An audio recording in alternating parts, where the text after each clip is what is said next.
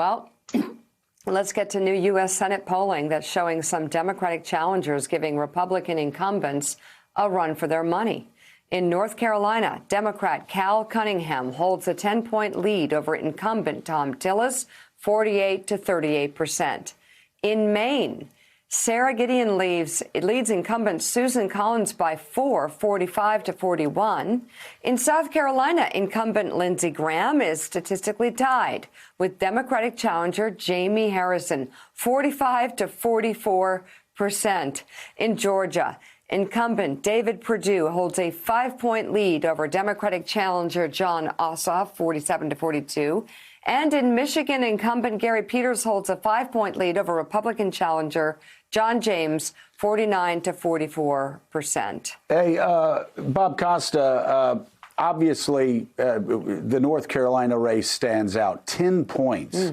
You've got a Republican incumbent who's really been mired in the 30s for quite some time, losing right now by 10 points with a month out. Early voting obviously been going on in North Carolina for quite some time. So if these polls are accurate, that's obviously bad news for Thom Tillis. And then, of course, you go down to South Carolina and you have Lindsey Graham, who has been playing starving televangelist. He's done everything but what Oral Roberts did, going to the top of the tower, saying he's not going to come down till he gets $3 million in contributions from people of faith. He's basically done that routine on Fox News, begging for money. Obviously, he knows that he's in trouble. But when you have Republican senators endangered in South Carolina and North Carolina in polls 1 month out, that's lining up to be a heck of a battle on November the 3rd. We are seeing in real time an evolution of the politics in the South. I mean, Joe, you know the South as well as anyone, representing the Florida Panhandle, but the South isn't what it was 10, 20 years ago in the political imagination. You go to a place like Atlanta or Charlotte, and you're seeing the demographics changing. Young people, Black Americans, Asian Americans, Latino Americans. This is a new kind of South. People are moving to the South because of the cost of living from different parts of the country. And so you see for Senator Tillis and Senator Graham significant challenges and even Senator Perdue in Georgia running against a candidate who just a couple of years ago lost a special House race. They're seeing in these races that embracing President Trump is not enough to carry you across the finish line. In some races, it might be, but their whole strategy has been use the president's political capital to win. But that entire strategy just weeks before the election being tested. You know, Jonathan Lemire, look at the state of Georgia. It's a state that people have talked about going blue eventually, turning more purple. I know. You talk about the diversification of Georgia. I was born in Doraville, Georgia, in 1963, and spent my childhood in a neighborhood that looked a lot like the Wonder Years. It's very white, very homogeneous. When I went back to visit my home, even in the 90s, it was extraordinarily diverse. The areas around Atlanta, extraordinarily diverse. It has changed dramatically. And yet Donald Trump's message has been playing to actually my parents from 1961 or 1962 or 1963, talking about your great suburban life. He is a man out of time, and you look at these Georgia polls, and you look at polls in other areas, and it looks like time is catching up with Donald Trump.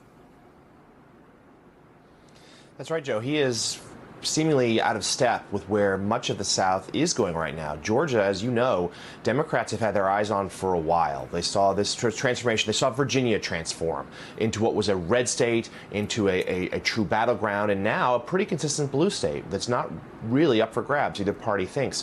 The transformation of North Carolina, which was, of course, once a Republican stronghold, now the very definition of a battleground, one that President Obama won once. Right now, polls show very tight, and if they continue to move down south, Georgia would be next on the list in terms of the sprawl of Atlanta, the changing suburbs there. And let's be clear, the president had to make a stop in Georgia last week on Friday, not for a full-fledged rally, but for a campaign event. And the more time he has to play defense in places like Georgia or other states that he won pretty handily in 2016 is a real problem now. He's had to visit Ohio, which he won by 9 in 2016. Polls show a tight race in Iowa, which he won handily, even Texas. And if these are the places where the president needs to be now, each trip to Georgia is one fewer trip he can make to Pennsylvania or to Wisconsin or to Florida. And I think that is something that the Trump campaign is really concerned about. Their latest wave of ad spending, only 3 states were ones that Hillary Clinton won in 2016.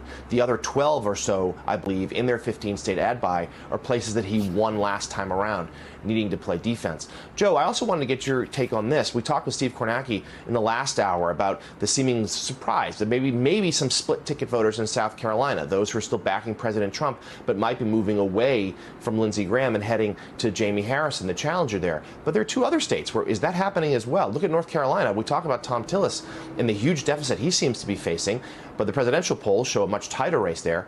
But what also about Michigan, where the president has been down consistently, big, up to double digits in a lot of polls, but yet Democrat Gary Peters seems to be in a tight race. Are we seeing an evidence that this time around split-ticket voting, which seemingly had been being phased out in previous cycles, might be coming back?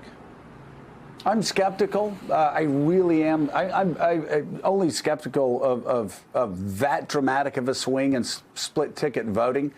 I think what it may suggest is that the Michigan race for the presidency is much closer than we think it is. And in North Carolina, I think those polls that show a 10-point margin show that actually there may be a little more separation between Donald Trump and Joe Biden in North Carolina. Who knows? Maybe, and that South Carolina may be a little bit tighter on the presidential level. But you do have 3 races, those 3 races in particular, that are showing possibly the return of split-ticket voting.